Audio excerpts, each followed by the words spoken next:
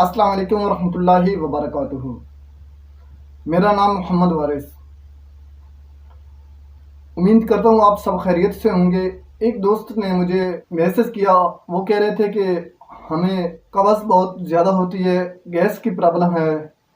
تو میں نے ان سے کچھ معلومات لینے کے بعد پتہ چلا کہ یہ صحیح کھانا نہیں چباتے۔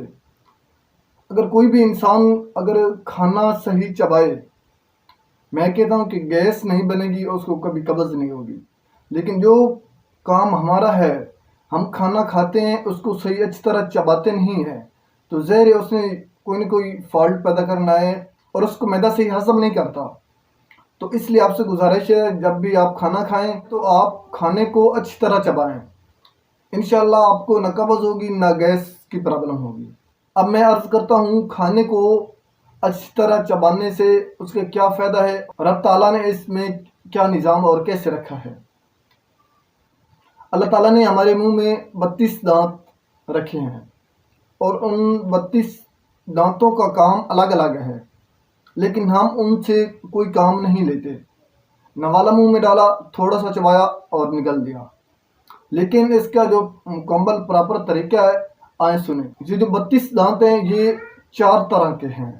8 دانت ایک نوک والے ہیں اور ان کا کام ہے کاٹنا، اور 2 نوک والے دانتوں کا کام پھاڑنا، اور 3 نوک والے دانتوں کا کام چیرنا، اور 4 نوک والے دانتوں کا کام پیسنا۔ رب تعالیٰ نے ایک پورا نظام رکھ دیا ہے، لیکن ہم ان سے اچھی طرح کو کام نہیں لیتے، تبھی تو ہمارے یہ مسائل بنے۔ ویسے یہ سنت بھی ہے، کھانا کو اچھی طرح چبانا یہ بھی سنت ہے، چھوٹے نوالے ڈالنا اور اچھی طرح اس کو چبانا۔ سب دانتوں کا کام الگ الگ ہے، کاٹنا، پھاڑنا، چیرنا اور پیسنا۔ لیکن ہم کیا کرتے ہیں؟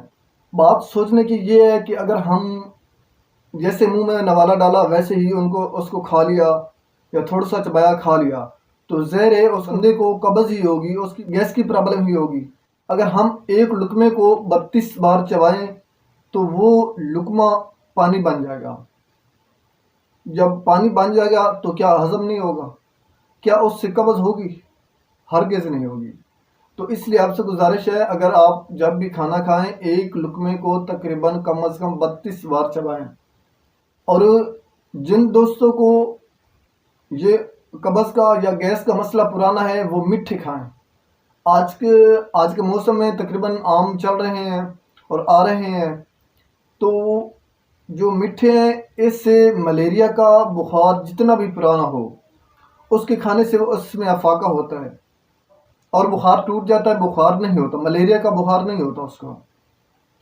اور اس کے ساتھ ساتھ قبض کی پرابلم بھی دور ہوتی ہے اور ساتھ گیس کی پرابلم بھی دور ہوتی ہے۔ جب بھی آپ کوئی کام کرنے لگیں تو اس کام کو سنت کے مطابق کریں گے تو انشاءاللہ میں یہ کہتا ہوں کہ اس میں کوئی آپ کو پرابلم نہیں بنے گی، اس کا کوئی سائیڈ ایفیکٹ نہیں بنے گا، اس سے کوئی آپ کو سائیڈ ایفیکٹ نہیں بنے گا۔ لیکن بات یہ ہے کہ ہم اس پہ عمل نہیں کرتے۔